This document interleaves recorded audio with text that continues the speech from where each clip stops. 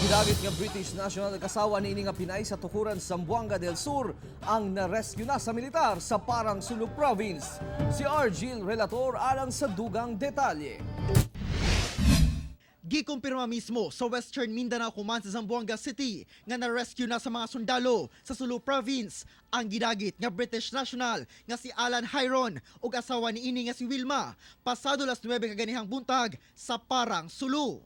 Napugos kuno ang teroristang Abu Sayyaf group nga biyaan ang mga bihag gumikan sa intensive operation sa militar sa probinsya.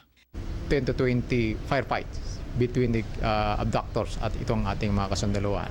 Now, afterwards, hindi po nila na-sustain na makipagpalitan ng putok sa ating mga tropa kung kaya't they withdraw in different directions. Naiwan itong mag-asawa na ito. Gipailawom na sa medical debriefing ang magtiayon apan wala pa'y impormasyon kung asa sila dalhon. Ang operasyon Batok Abu Sayyaf subay sa mando sa Pangulo nga tapuson ang problema Batok Abu Sayyaf Group. Sa duha ka adlaw nga operasyon sukad niadtong Biyernes, unom ka mga Abu Sayyaf members ang namatay, lakip dinhi ang duha ka sub-leader.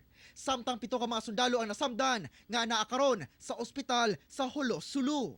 Klase-klase mga armas ug mga bomba ang nakuha gikan sa hideout sa mga terorista. Ako si Argil Relator para sa One Mindanao.